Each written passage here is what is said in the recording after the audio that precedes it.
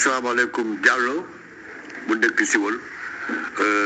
question ba nga posé am na solo yaakaar naa piste Kër Ayib Kër Sàmbacounda fukki kilomètre ak juróom la man muy maire mooy première priorité ci piste yi nga xam ne moom la ñu war a def ci commune bi ñu def ci jéego yu am solo ma fàttali na piste boobu du PUDC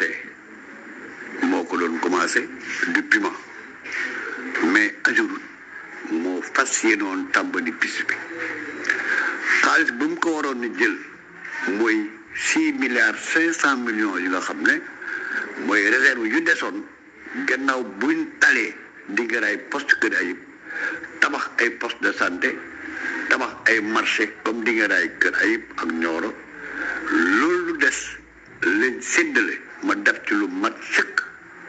ñu ne léegi Kër Ayib dana ci am 1 kilomètre piste mooy piste bu ñu ngi koy def nii diggante gendarmerie jaar hôpital bu Kër Ayib dagg yooni mel na suba beneen yoon bu nga xam ne dañ ko woon voté ñu jàpp ko mooy piste bu jëm Kër Ayib ba Kër Sàmbacounda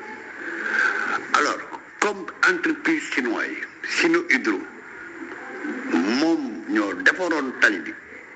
ñu defal leen avenant ñu signé ko pour ñu def yoon woowu bañ ko signé def nañ plan ñu accepté ko am na ay bretelles yu ñu ci dugal ñu ne fas yéene nañ tàmbali yoon wi mo au chef de village yi au askan wi boobu ñu ngi ci diggi nawet ñu ne dañ bëgg a commencé ñu ñaan ma ne nañ xaar ñetti weer nga xam ne bu nawet bi jeexee ñu tàmbali gannaaw si ñu buñ bëgg a tàmbalee waa Sino Hydro ñu ne leen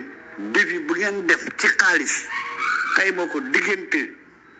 Kër Ayib ak Kër Sàmbacounda moo ëpp xaalis bu nga xam ne moom lañ voté pour piste bi donc foofu lañ nekk ça veut dire que ñaari mbir moo mën a am soit entreprise bi wàññi devis bu mu def soit ñu seet beneen entreprise bu ko def mais lu ma bëgg a leeral nit ñi xaalis bi am na piste bi dañ ko def te piste bi incha allah dina tabax moo yokk ci ne même piste bi ci programme PUMA ci la bokk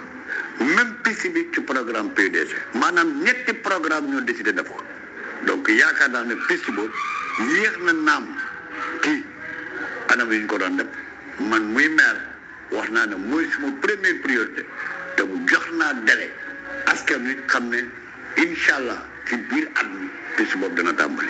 loolu moom laa waroon leeral Diallo bu nga xam ne moo posé question bu nga xam ne dafa am importance pour askan wi